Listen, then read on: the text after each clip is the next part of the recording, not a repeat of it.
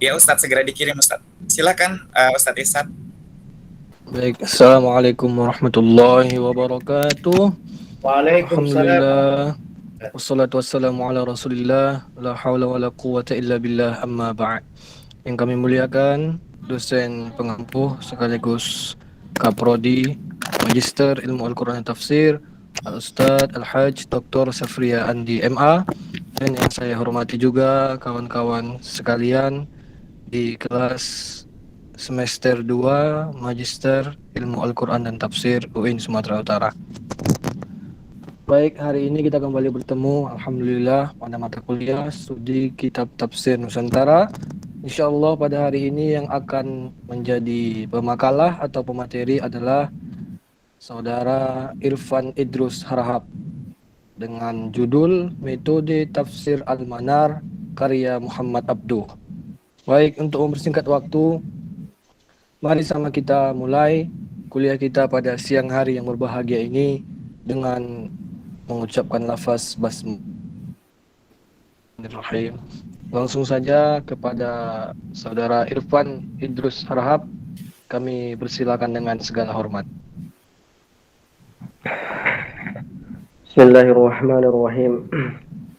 Assalamualaikum warahmatullahi wabarakatuh. Waalaikumsalam warahmatullahi wabarakatuh. Alhamdulillah. Alhamdulillahi rabbil alamin wa bihi nasta'inu ala umuri dunya waddin. Salatu wassalamu ala sayyidina Muhammadin khataman nabiyyin wal mursalin wa ala alihi wa sahbihi wasallam ajma'in. Kembali rasa syukur kita ucapkan kehadirat Allah Subhanahu wa taala. Mana pada siang hari ini kita masih diberikan nikmat kesehatan dan kesempatan. Sedapat lagi kita melanjutkan perkuliahan kita. Yang mana pada siang hari ini kita akan membahas tentang metode tafsir Al-Manar karya Muhammad Abduh. Salawat dan salam kita kirimkan ke arwah junjungan Nabi kita Nabi besar Muhammad sallallahu alaihi wasallam yang berlafazkan Allahumma sholli ala sayyidina Muhammad wa ala ali sayyidina Muhammad. Al-Mukarram yang sama-sama kita hormati, dosen pembimbing kita Al-Ustadz Dr. Safria Andi MA. Yang terhormat para rekan-rekan semua yang telah berhadir pada aplikasi Meet ini, yang insya Allah kita akan dirahmati oleh Allah Subhanahu wa taala. Untuk mempersingkat waktu, langsung saja sebagai pendahuluan dalam makalah metode tafsir Al-Manar karya Muhammad Abduh ini,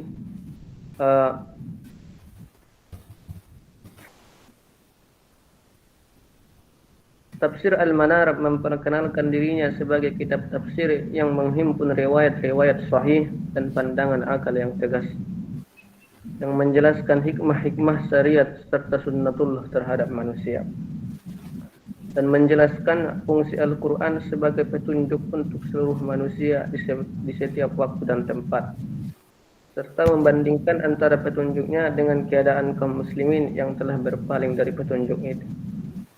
Makalah ini akan membahas tentang biografi Muhammad Abduh sebagai penulis tafsir Al-Manar, serta metode dan corak penafsiran dalam tafsir tersebut, serta contoh ayat dalam tafsir Al-Manar yang memberikan pengaruh yang besar terhadap pemikiran pembaharuan Islam pada masa dan masa setelahnya.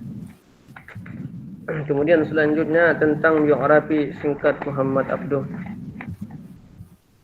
Dilihat dari silsilah riwayat hidup, nama asli Muhammad Abduh adalah Muhammad bin Abduh bin Hasan Khairullah, keturunan Turkuman. Ia dilahirkan di Sanira dan tumbuh besar di desa Mahallat Nasar, tepatnya di daerah Pengairan At-Turad Al-Ansariyah, Provinsi Al-Buhairah. Lebih kurangnya 15 km dari kota Damaskus ataupun ibu kota Provinsi Buhairah. Kemudian riwayat pendidikan. Pendidikan dasar Muhammad Abduh bermula ketika ia dikirim oleh ayahnya ke Masjid Al-Ahmadi di Tanta untuk belajar tajwid. Karena tidak puas dengan sistem pendidikan di sana, tahun 1864 Abduh pulang ke desanya. Meskipun demikian, ia tetap dipaksa ayahnya untuk belajar hingga akhirnya Abduh lari ke Sibira Lakhid. Di kota ini ia bertemu Syekh Darshid Al-Khidir, pamannya yang ulama sufi. Kemudian tokoh ini berhasil menumbuhkan minat belajarnya kembali dengan nuansa sofistik yang kental. Kemudian riwayat pekerjaan dari Muhammad Abduh. Di usia 26 tahun, Muhammad Abduh mulai menulis beberapa buku yang berisi pandangannya, yang berisi pandangan kritisnya terhadap pemikiran teologi, filsafat, dan tasawuf. Akhirnya tahun 1877, di usia 28 tahun, Abduh lulus dari Al-Azhar dengan predikat terbaik. Kemudian pembaharuan dan sumbangsi dari Muhammad Abduh adalah Tafsir Al-Manar, karya beliau. Kemudian selanjutnya karya tulis Muhammad Abduh. Dalam karir akademinya, Muhammad Abduh aktif dalam kegiatan tulis menulis untuk menyuarakan ide gagasan yang diusungnya tentang modernitas dalam ruang lingkup pemikiran Islam. Di antara karya-karya Muhammad Abduh dalam bentuk buku adalah sebagai berikut. Yang pertama, Durus Al-Quran, Risalah At-Tauhid, Hasyiah ala Syar' At-Tawanil lil Aqaid Al-Adudiyah, Al-Islam wan Nisriniyah ma'a al-ilmi al-madamiyah. Kemudian yang selanjutnya Tafsir Al-Quranul Karim sama Tafsir Surah Al-Asr, Syarah Nahl Al-Balaghah, Syarah Kitab Al-Basir An-Nasriyah fi Ilmi Mantiq. Kemudian selanjutnya tentang profil Tafsir Al-Manar. Hadir sebagai tafsir berwahyi pada abad modern. Terdiri dari 12 juz dan setiap juznya sekitar 500 sampai 200 halaman. Dasar pemikirannya adalah hasil dari Jamaluddin Al-Afghani, Muhammad Abduh, dan Rasyid Ridho. Kemudian waktu disusunnya saat mundurnya Khalifah Utsmani dan dilatar belakangi kondisi sosial, politik, dan budaya. Kemudian selanjutnya tentang metode dan corak penafsiran Tafsir Al-Manar. Metodenya adalah metode tahlili dan bercorak adabi ijtima', yakni memandang setiap surat sebagai satu kesatuan ayat-ayat yang serasi, tidak dibatasi oleh suatu masa dan tidak hanya ditunjukkan kepada orang tertentu. Kemudian Al-Quran adalah sumber akidah dan hukum. Mempergunakan pandangan dan pemikiran, Al-Quran adalah sumber akidah dan hukum. Dan menentang dan memberantas taklid, menghindari penafsiran yang berlebihan, kritis dalam menerima hadis-hadis Nabi. Dan selanjutnya yang terakhir, mencegah penggunaan cerita-cerita Israiliyat. Kemudian contoh yang selanjutnya adalah contoh ayat dengan metode Tafsir Al-Manar. Di sini saya ambil tentang ayat tentang poligami darah surah An-Nisa ayat 3. Bismillahirrahmanirrahim.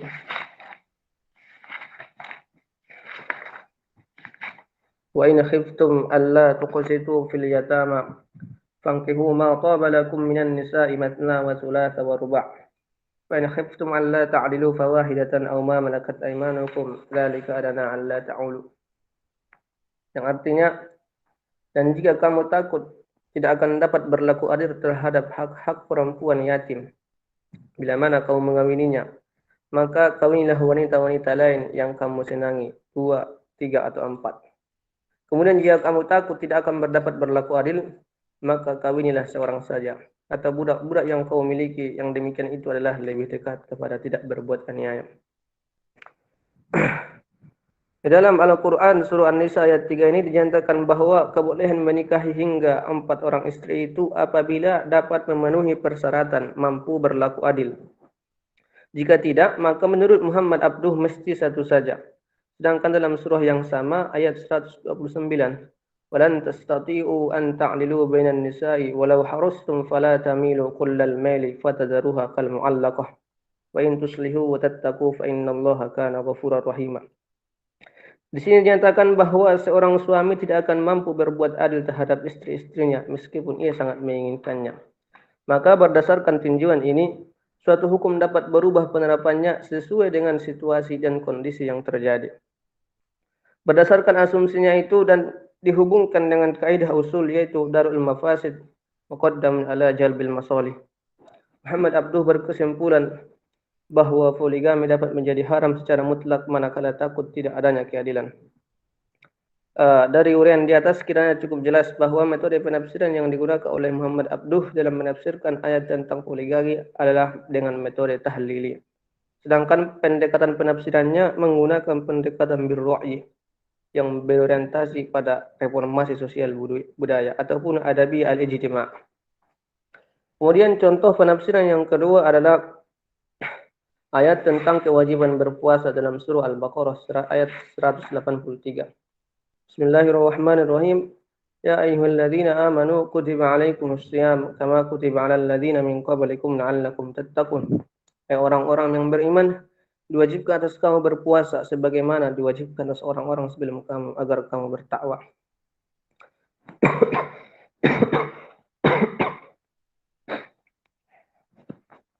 Menurut Muhammad Abduh, puasa memang dilakukan pada semua agama, bahkan di kalangan penyembah berhala sekalipun.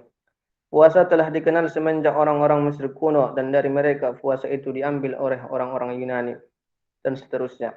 Dari apa yang dipaparkan di atas, satu hal yang terlihat jelas bahwa Muhammad Abduh dalam rangka menafsirkan nasah mubaham yang berkenaan dengan puasa umat-umat beriman terdahulu menunjukkan wawasan pengetahuan yang luas.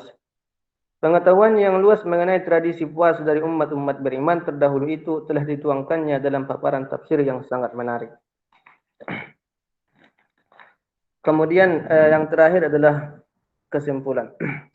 Secara personal Muhammad Abduh adalah mufassir mandiri yang memiliki wawasan dan pengetahuan yang luas, terkenal dan serba bisa. Tafsir Al-Manar dengan aneka kelebihannya diakui sebagai karya monumental yang telah memberikan kontribusi dalam khazanah pemikiran Islam, khususnya dalam ranah tafsir modern. Kemudian yang terakhir, perhatian Muhammad Abduh yang demikian besar terhadap segi petunjuk Al-Quran dilandasi oleh keyakinan bahwa kelemahan dan kemunduran umat Islam serta hilangnya kejayaan mereka di masa lalu karena mereka berpaling dari petunjuk Al-Quran. Mungkin itu sajalah yang dapat saya sampaikan. Kemudian ternyata masih ada yang kita diskusikan, selanjutnya saya kembalikan kepada moderator.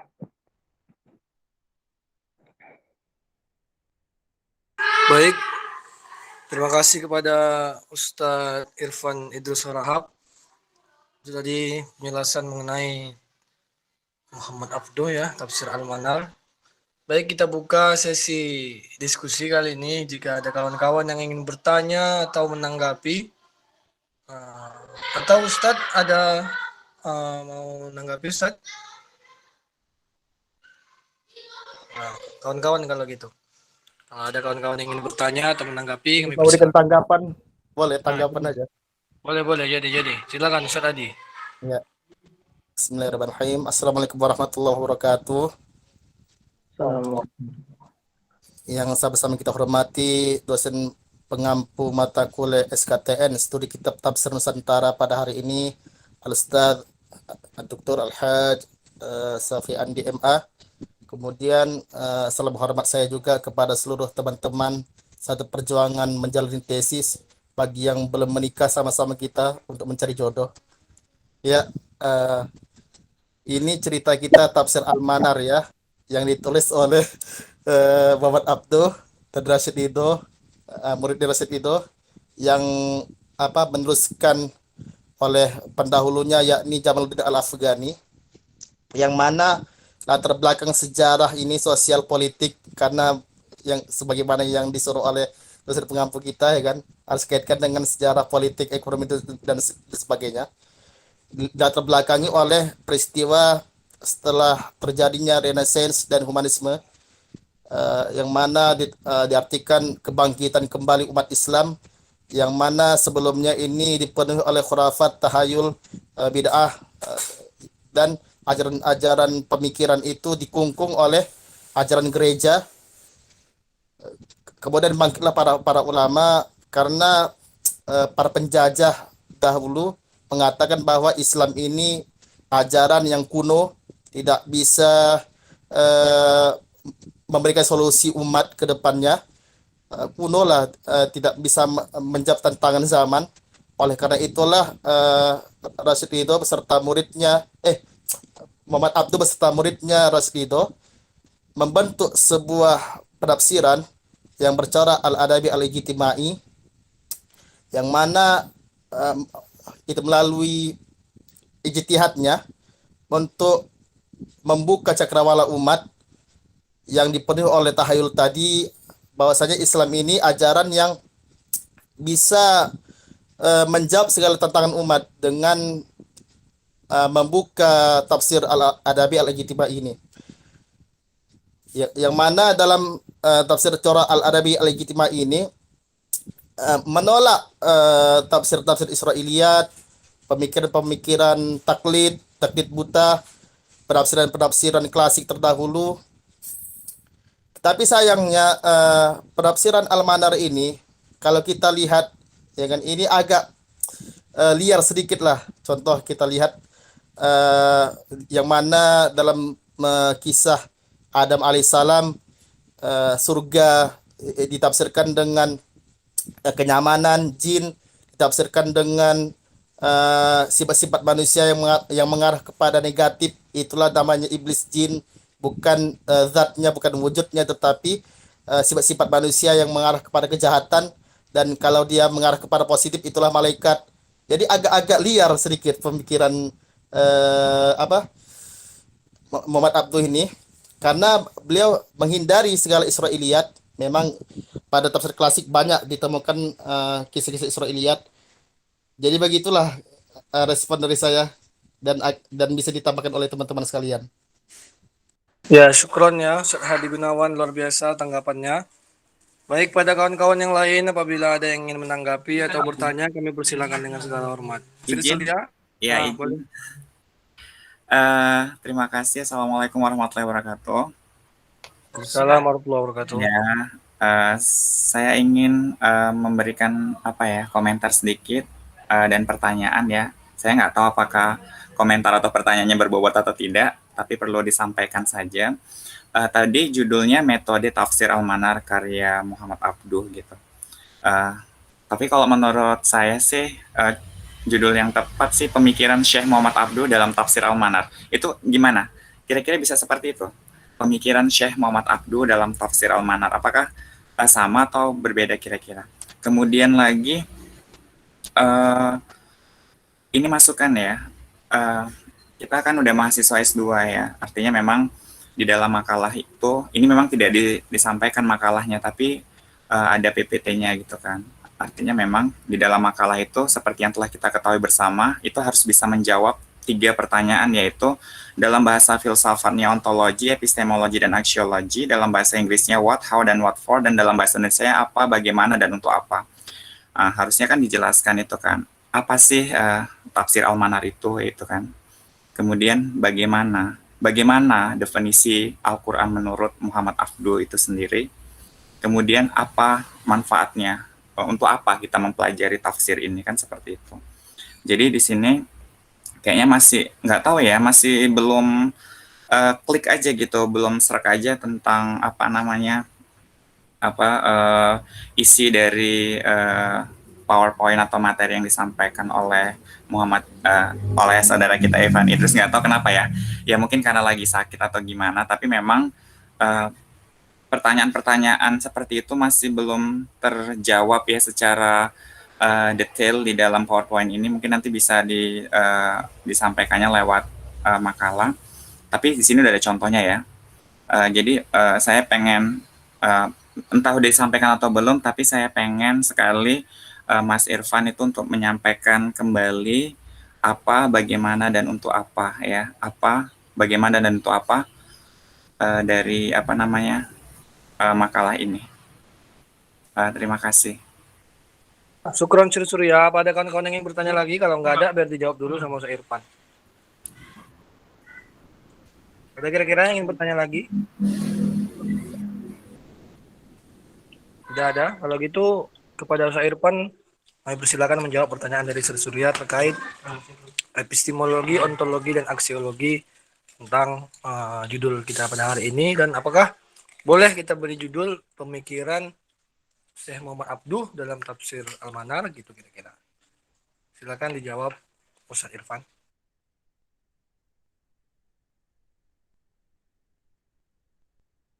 Baik, Bismillahirrahmanirrahim. Saya akan menjawab dari pertanyaan Syekh Suryat.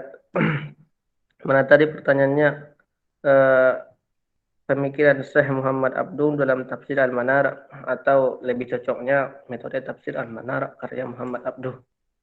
Eh, menurut menurut saya lebih cocoknya tentunya tentang metode tafsir Al-Manar karya Muhammad Abduh daripada pemikiran Syekh Muhammad Abduh. Karena sebagaimana kita ketahui, eh, pengarang dari tafsir ini ada tiga, ataupun yang pertama pencetus dan pengarang, dan kemudian seterusnya dilanjutkan oleh Rashid Ridho, murid dari Muhammad Abduh. Makanya menurut saya lebih bagusnya metode tafsir Al-Manar karya Muhammad Abduh, agar nanti dia tidak lebih khusus lagi kalau pemikiran Syekh Muhammad Abduh. Karena kan kita berbicara tentang tafsir Al-Manar. Karena di situ nanti akan ada jelaskan oleh tiga pengarang.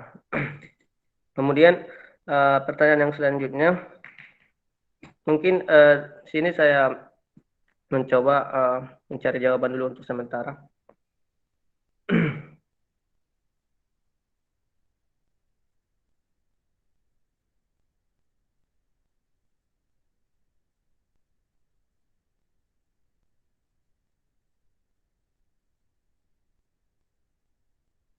Baik, ada yang ingin menanggapi? Kira-kira? Pada kawan-kawan, apabila ada yang ingin menanggapi, kami persilakan. Atau ada yang ingin bertanya lagi, atau ada yang ingin menanggapi pertanyaan dari Sri Surya, kami persilakan.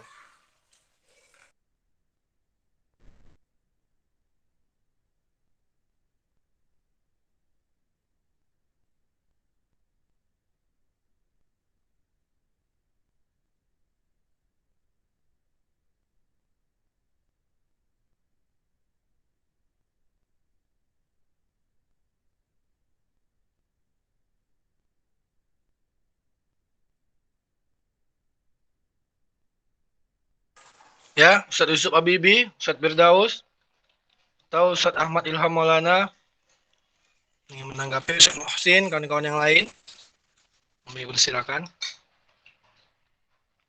Ustadz Irfan sudah dapat jawabannya untuk menjawab pertanyaan Sri Surya lagi. Kalau nggak ada, biar Ustaz tuntaskan lah.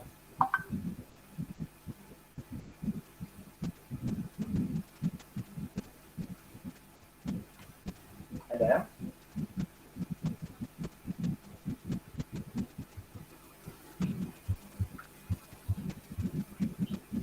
Pak Irsad ingin bertanya.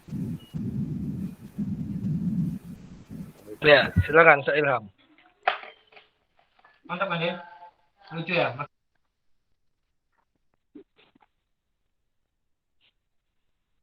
Bismillahirrahmanirrahim. Assalamualaikum warahmatullahi wabarakatuh. Saya ingin bertanya pada pemateri,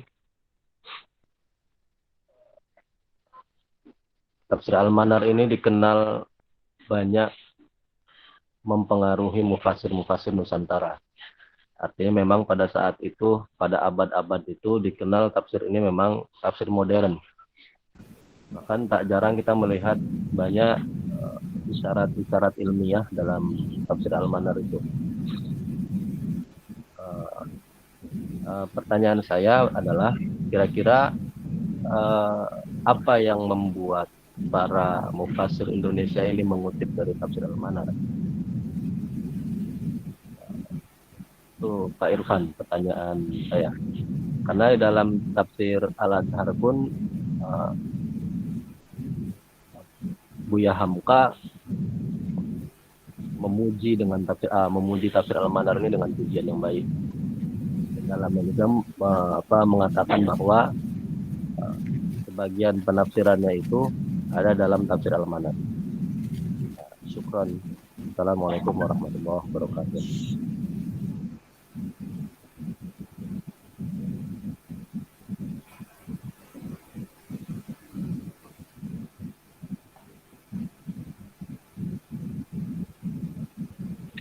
Baik, terima kasih kepada Ustadz Ahmad Ilham Maulana. Silakan kepada Ustadz Irfan Idrus agar menjawab jawabannya, jawab pertanyaannya. Perjelas dulu saya Irsad pertanyaan tadi dulu Ustaz Ahmad Ilham tadi.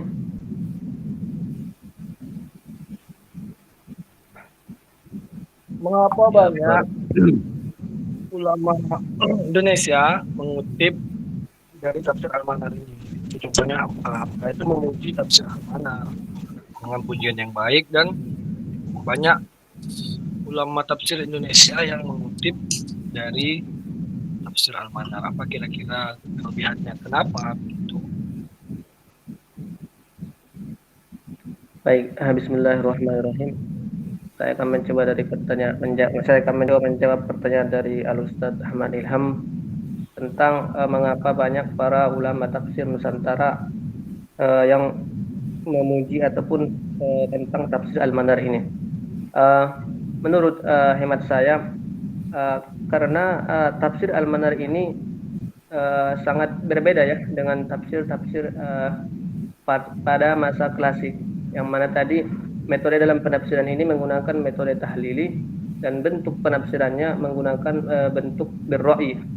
Kemudian yang tidak lebih menarik, kemudian tafsir Al-Manar ini menggunakan corak al-adabi al-ijtimai ataupun tafsir yang berorientasi pada sastra budaya dan kemasyarakatan. Tafsir yang menitik beratkan penjelasan ayat-ayat Al-Quran pada segi-segi detail redaksi Al-Quran. Kemudian menyusun kandungan ayat-ayat tersebut dalam suatu redaksi yang indah dengan penonjolan tujuan utama dari tujuan diturunkannya Al-Quran. Kemudian tafsir Al-Manar ini juga mengandung ciri-ciri utama, yaitu adanya penonjolan ketelitian redaksi ayat-ayat Al-Quran, menguraikan makna yang terkandung dalam ayat yang dengan redaksi yang menarik hati, dan adanya upaya untuk menggabungkan ayat-ayat Al-Quran dengan hukum-hukum alam yang berlaku dalam masyarakat. Mungkin itu yang dapat saya jawab. Mana tahu ada rekan-rekan semua yang ingin menambahi. Silahkan. Izin menambahkan.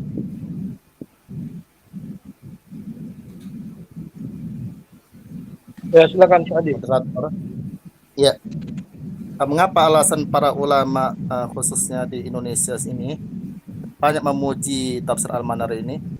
Ya, karena melihat dari karakteristik maupun ciri khas dari tafsir Al-Manar, yakni tafsir yang modern, dinamis, dan sesuai dengan perkembangan zaman, yang mana tidak didapati pada tafsir klasik lainnya.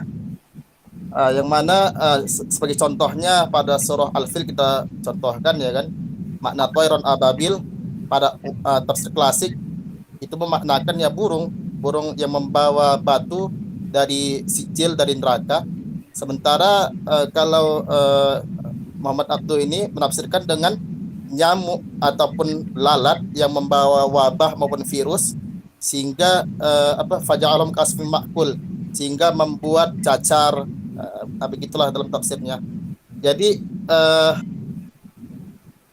begitulah alasan mengapa para ulama banyak memuji, karena tadi menafsirkan tidak hanya secara tekstual, namun bisa secara kontekstual berdasarkan kaidah al-ibratu bi umumil lafzi la bi khusus sabab. Gitu. Saya kembalikan kepada moderator. Terima kasih kepada Ustaz Adi.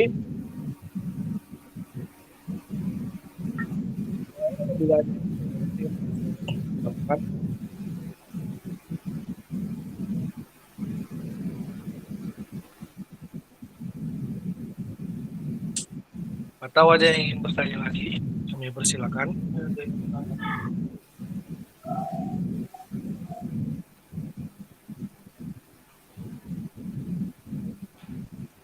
Sudah. Kalau nggak ada, biar Ustadz simpulkan terusnya. Jadi Ustaz, jadi Kita tadi terpotong waktu kita memberesi masalah internal kita. Sekarang kita meningkat kepada eksternal, jembatan eksternal dan internal, yaitu keilmuan. Baik, Ustaz kagum juga sama si Hadi. Ini tadi yang sekarang ini Hadi yang sesungguhnya, yang tadi itu kerasukan. Jadi Ya Ustaz. Satu sisi tadi dia menyerang Syekh Muhammad Abduh. Hadi atau siapa ya? Bukan Hadi ya tadi. Yang masalah tentang Israiliyat tadi siapa yang bilang? Hadi. Ya Ustaz. Tentang masalah positif malaikatnya. Nah, tiba-tiba tadi udah langsung bangun tidur, dah Hadi langsung bilang katakan bahwa kenapa ulama tadi mendukung? Karena Habib Al-Azhar. Kemudian 3 serangkai. Ya, kemudian banyak sekali, hampir seluruh ulama Nusantara itu berkiblat kepada Syekh Muhammad Abduh dalam pemikiran. Apa sebab? Disebabkan kondisi sosial dan psikologi sosial itu mirip sekali yang terjadi di Nusantara dengan apa yang terjadi di masa Syekh Muhammad Abduh pada tahun 1890-an ketika itu, tepatnya di penghujung abad ke-19. Nah, di masa-masa itu ya termasuk Syekh Abdul Rauf, ditambah lagi kalau kajian tasawufnya itu seperti Mbah Sepuh ya, sehingga dilanjutkan oleh anaknya Mbah Anom, sebelumnya pun Mbah Sepuh dengan di atasnya itu juga melihat kenapa, karena Inggris di saat itu menggunakan hadis-hadis yang mengarahkan kepada umat Islam agar fokus kepada ibadah tauhid. Yang kedua, tambah lagi ada hadis yang lain, dihidupkan dia bahwa dibuat tabyinul hadis yang akhirnya terjadilah di masa itu, termasuk di saat itu ya bersama Husain Haikal, penulis terkenal sejarah Nabi Muhammad, juga tahun 1950-an waktu itu berhasil melepaskan jajahan Inggris pengaruhnya setelah beliau benar-benar memahami tafsir Al-Manar. Jadi ketika itu mereka menggunakan thalabul ilmi faridatan ala kulli muslim, jadi ditabjinkan secara tekstual bahwa orang Islam yang laki-laki saja yang wajib menuntut ilmu. Perempuan nggak perlu diwajibkan, bahkan di waktu itu di Mesir dan Timur Tengah lainnya ketika itu sampai melarang perempuan, sehingga yang belanja pun laki-laki keluar. Itu yang terjadi sekarang di kalangan dan sampai saat ini. Tapi ujung-ujungnya ini ya jangan sampai kebobolan kan gitu. Nanti bisa jelaskan. Nah, inilah yang akhirnya masa dulu sehingga mendapat pengaruh dari sepak terjang rasionalitas yang sangat beriman gitulah istilahnya ya. Metode yang digunakan Syekh Muhammad Abduh ini adalah metode Maudu'i. Metode birra'yi, tafsir birra'yi yang menggunakan akal. Tapi akalnya adalah yang kembali kepada kaidah tauhid. Mengenal kajian tauhid itu dengan 2 dalil sumbernya. Yang pertama dalil akli, yang kedua dalil nakli. Maka saya katakan ketika dalil akli itu bisa dipahami dengan sederhana, dalil nakli nggak perlu lagi digunakan. Bukan kita nggak menerima dalil nakli, tapi karena dalil akli itu sudah mengantarkan pemahaman yang sangat seksama. Itu dia. Kapan dalil nakli tadi bisa naik ke permukaan? Ketika nafsu menutup rasio seseorang bahwa itu sudah benar dan dia bisa menerimanya, tapi nafsunya mengatakan tak bisa menerima. Akhirnya di situ datang dalil nakli. Alias langsung turunlah firman Allah Subhanahu wa taala dan hadis Nabi Muhammad sallallahu alaihi wasallam yang sebagai suri tauladannya, sebagai nabinya, sebagai rasulnya. Yang itu sudah didampingkan antara Allah dan Muhammad. Allah ya, yang telah didampingkan Allah dengan Muhammad. Allah sebagai Tuhan, tidak ada Tuhan selain Allah, dan Muhammad sebagai makhluk terpuji, makhluk pilihan, yang juga adalah makhluk yang satu-satunya yang langsung diciptakan Allah dengan tangannya langsung. dengan tangan Allah langsung. Ya, dikenal dengan Nur Muhammad.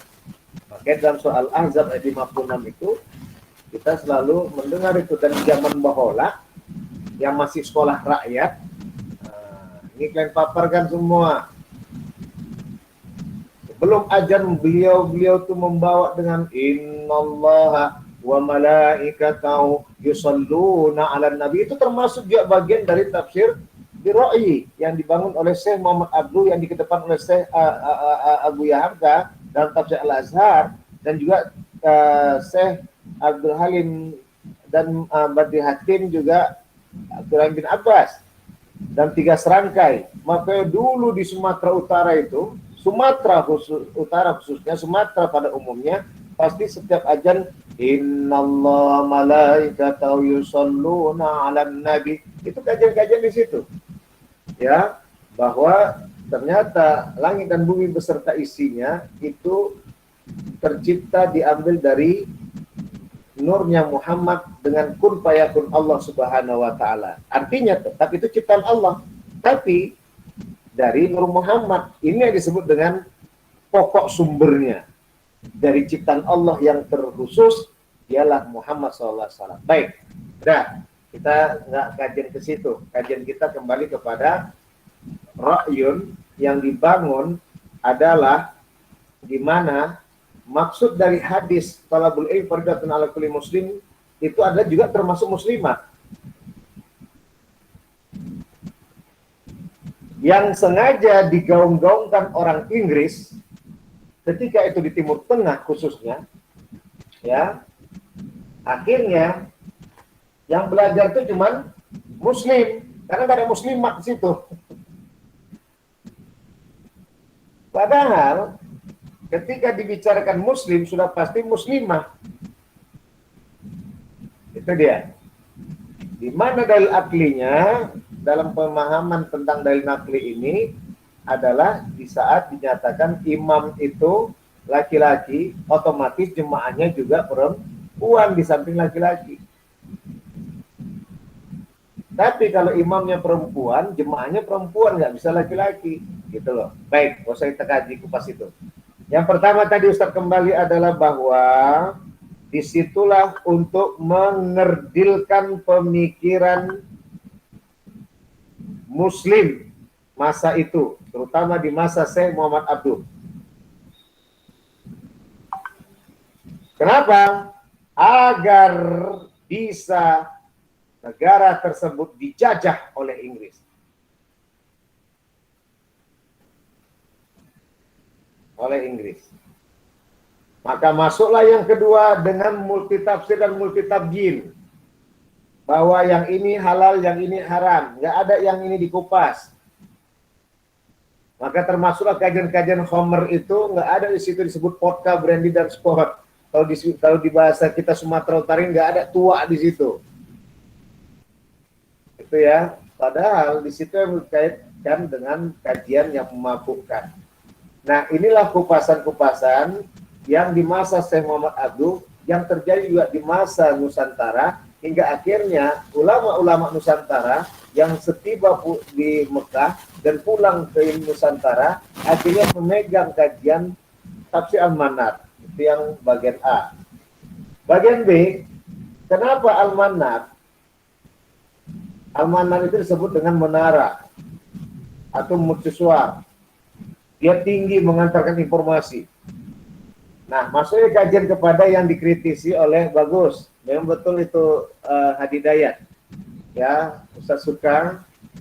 Di sini ada istilahnya tadi sebagai jiwa seorang peneliti, ada dia kala dia menyatakan kawan itu punya kelemahan, namun ada kala yang kawan itu bisa menyatakan punya kelebihan. Tapi kita harus punya ketentuan. Ya, gitu, baik. Artinya kita nggak menolak kepada diri kita sendiri, tapi kita kembali kepada pemahaman orang yang banyak. Baik, gimana kupasan kajiannya? Ya, karena di saat itu umat-umat Islam karena sudah dikerdilkan cara berpikirnya dan menganggap ini bukan kepiawaian mereka. Dan ini sekarang muncul lagi loh. Nah, udah, nggak usah bahas ya. Ini sudah terekam dalam YouTube-nya Surya. Ya. Jadi di saat itu begitulah dia. Dikerdilkan cara berpikir kita sehingga akhirnya Al-Manar dalam tafsir ini yang dibawa oleh Syekh Muhammad Abdul dan Syekh Muhammad Rasul itu muncul ke permukaan. Contoh di dalam Babul Jum'ah, Syekh Muhammad Abdul dengan muridnya Syekh Muhammad Rasul Ridho dengan tegas menyatakan bahwa mendengar khutbah itu adalah 2 rakaat, bagian dari sholat Jumat, dan itu kita sudah tahu zaman bola. Sekarang dikaburkan suasana, sehingga akhirnya kalian yang ustadz-ustadz wajibun ketika kalian khutbah Jumat tegur kalau ada di depan kalian yang merokok dan yang bercakap. Udah dia tak pernah ikut pengajian, udah tak pernah mengadakan pengajian, pas waktu Jumat 7 hari sekali aja, itu pun nanti ada lagi yang bilang tak perlu ceramahnya panjang-panjang. Nah, pada tahun 2005, Ustadz pernah berdebat dengan, ada seorang Ustadz berdebat dengan Ustadz senior. Ketika Ustadz senior mengatakan tak perlu lama-lama berceramah, tak perlu lama-lama berkhutbah Jumat. Maka seorang Ustadz tadi mengatakan, saya lebih tahu Ustadz, kondisi di lingkungan ini tak pernah ada pengajian. Kapan lagi mereka mendengar pengajian kalau bukan pas mereka datang dalam khutbah Jumat ini? Mengapa ketika mereka dengar keyboard bisa tahan dan kita tidak menyalahkannya, tapi ketika mendengarkan khutbah Jumat kita selalu ribut mengatakan kelamaan. Inilah bagian dari ro'i, kajian-kajian pemikiran yang dibangun oleh Muhammad Abdul, dan terus terang Muhammad Abdul juga guru Ustadz. Karena beliau juga satu guru dengan guru Ustadz, yaitu Ibnu Qayyim Al-Jauziyah. Termasuk juga Buya Hamka juga guru Ustadz yang juga berguru sama Syekh Muhammad Abdul, yang juga berguru dengan Syekh Ibnu Qayyim Al-Jauziyah.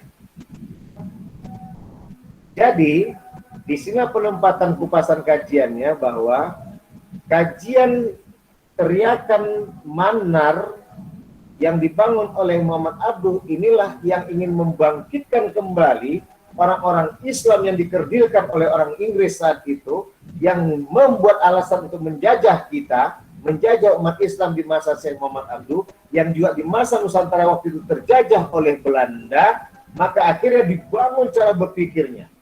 Maka masuk kepada tadi yang dikritisi oleh yang menarik dikritisi oleh Hadi, masa tentang positif, sehingga akhirnya muncul pada ayat Israelia. Karena seakan-akan kita waktu itu melihat sesuatu yang berbau akal, kita kaitkan dengan Israelia. Padahal di saat itu ada satu hal yang kita harus pahami. Ketika kita cerdas dalam menafsirkan sebuah ayat, dan sebuah ayat yang ditafsirkan tadi bisa diterima oleh orang yang bukan berakidah dengan Islam, ini yang membahayakan bagi orang-orang selain orang Islam. Maka sekarang di Barat dan di Eropa sangat menyukai tentang kajian Islam. Apa sebab? Karena apa-apa yang dilakukan mereka dalam perbaikan dan memunculkan hal-hal yang bermanfaat ternyata sudah dikupas dalam Al-Quran. Kita bicara tentang Barat dan Eropa, nggak bicara tentang yang lainnya selain dari itu. Nah, inilah yang membuat Barat dan Eropa seperti surat An-Nasr. Ya, dan surah Watra'aitan nasa yadkhuluna fi dinillahi abwaja. Berbondong-bondong orang-orang itu masuk ke dalam Islam. Bahkan ketika waktu seseorang tadi dalam keadaan ibadah di jalan langsung ada prank waktu itu, seorang Kristiani langsung menyatakan kenapa diganggu, karena rasional mereka bangun. Sehingga akhirnya muncul terjadi dialog, dengan dialog tadi terjadi moderasi beragama dalam kupasan kajian tanya jawab. Dan nggak ada situ antara pemaksaan, tapi ada situ penghormatan, penghargaan. Dan situ mereka kagum dengan bagaimana keislaman yang dibangun dalam secara pemikiran. Apalagi ayat kita pertama dibuat dengan Iqra. Baik, jadi ini yang disebut dengan positif yang dimaksud oleh Syekh Muhammad Abdul, yang dikaitkan dengan sama seperti malaikat.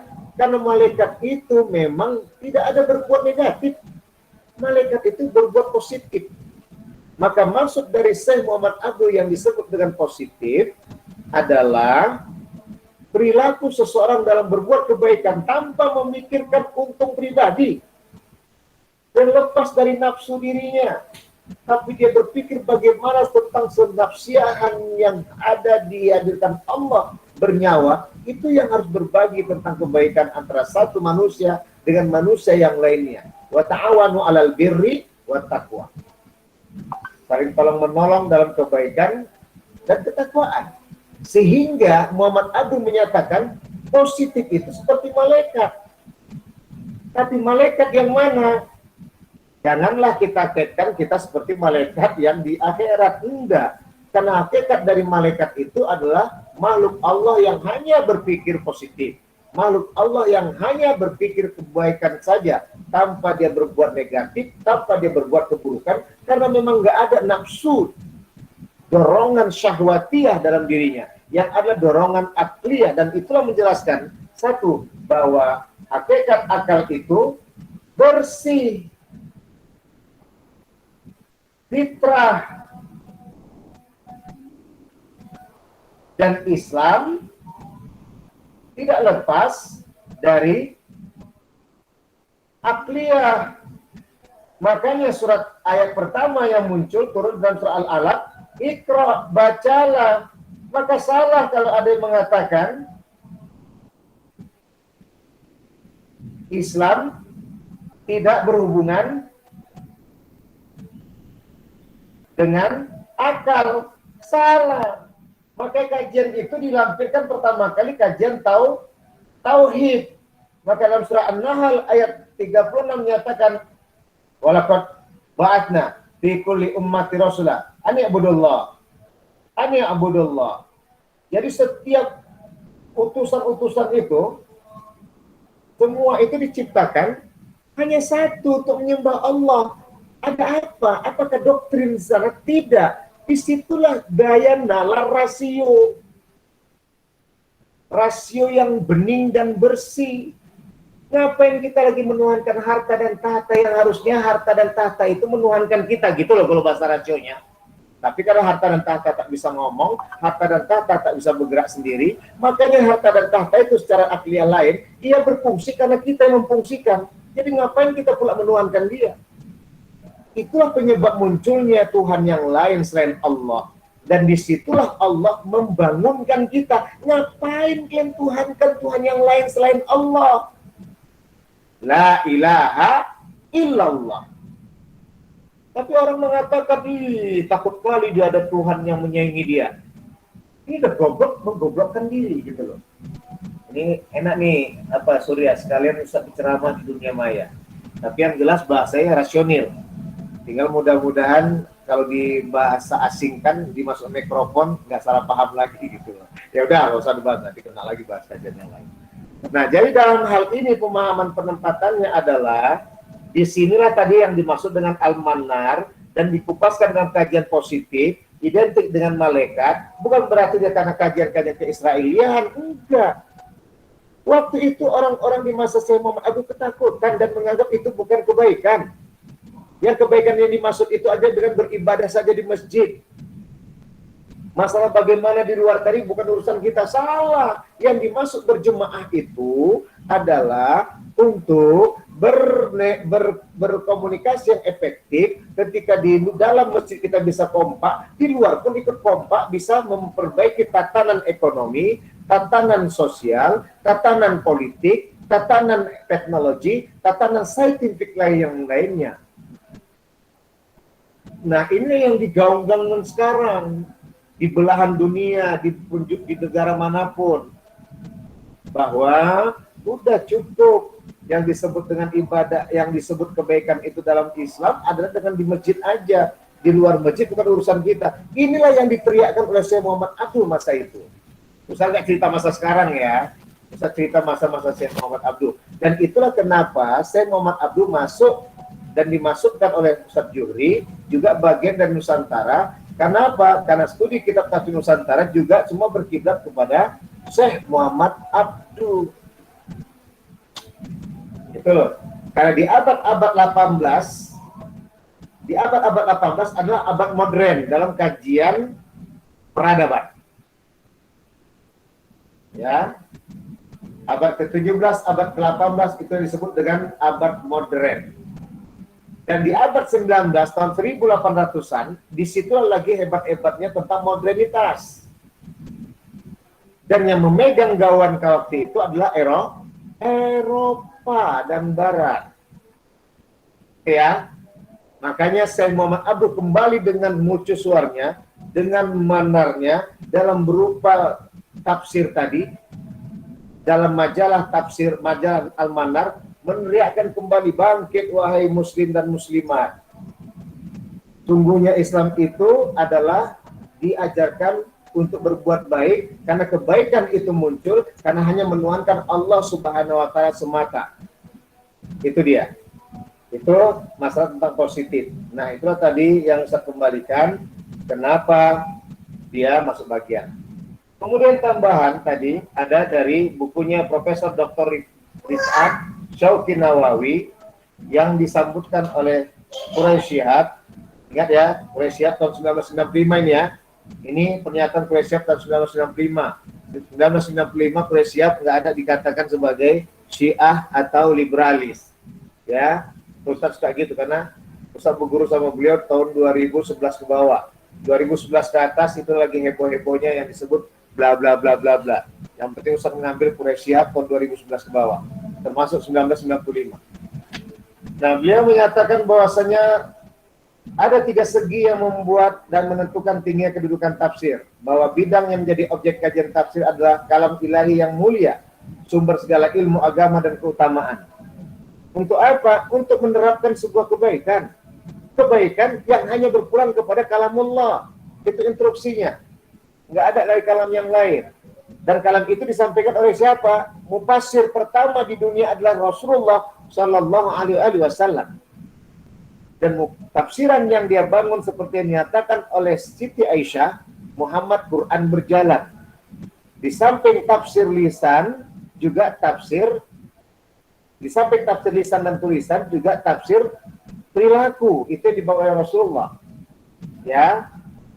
Yang kedua, tujuannya adalah untuk mendorong manusia berpegang teguh dengan Al-Quran dalam usaha memperoleh kebahagiaan sejati dunia dan akhirat. Itu dia.